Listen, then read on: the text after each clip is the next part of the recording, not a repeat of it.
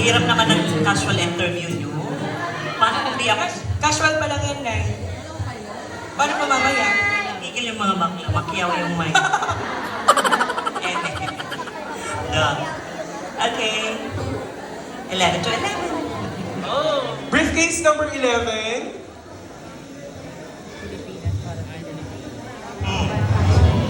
Okay, candidate number 11, you may now expound your thoughts. If I'm not mistaken, ang Pilipinas is para sa Pilipino, ipaglaban ang soberenya ng Pilipinas.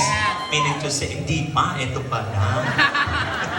Meaning to say, it's about, of course, the island over there in Zambales, the Bajo de Masinloc that we are fighting for, and where does or who really belongs to it. In terms, of course, of judicial process, it has been always declared by the UNCLOS, if I'm not mistaken, the United Nations for the law of the sea. They knew that it was really long before. Si ma'am, it's about ipaglaban ang soberenya ng Pilipinas. Ayun. So over that, and there are also other action for that because when we say sovereignty, it's not only about the island, it's the whole nation itself.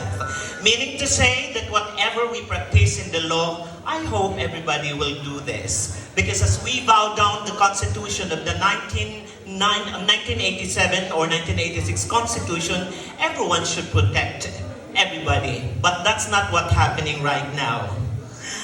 With all due respect, magbabiral na naman ako because we have I don't have any political color.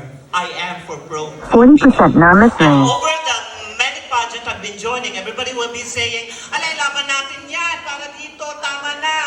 We keep on crying. But did the action does reflect that? Paulit-ulit rin lang naman kayo bumubuto ng mga korap na mga Pilipinong gustong maging leader.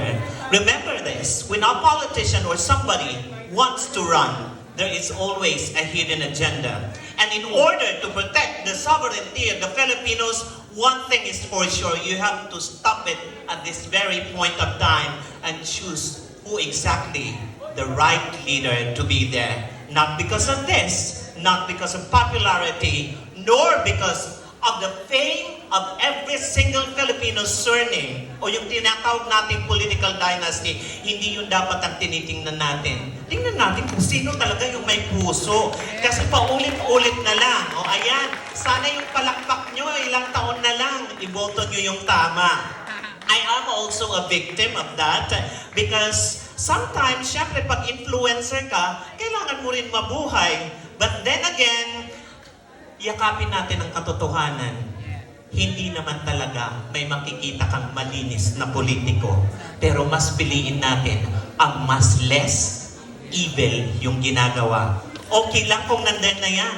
Tradisyon na yan, yung korupsyon. Pero piliin pa rin natin yung kahit papano may 30% matibay at hindi substandard na mga proyekto.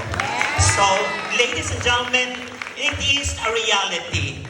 You cannot be called a Filipino unless you're doing your part. Huwag tayong basta palakpak lang ng palakpak. Action din. At huwag tayong ngaw-ngaw ng ngaw-ngaw sa mga social media kung hanggang ngayon hindi ka pa rehistrado bilang boboto na Pilipino. In the end, I'd like to end up by saying like this, you cannot shout out and proud to be somebody who will be protecting the sovereignty of the land unless you are a bona fide Filipino, registered, and there you are, you have the power.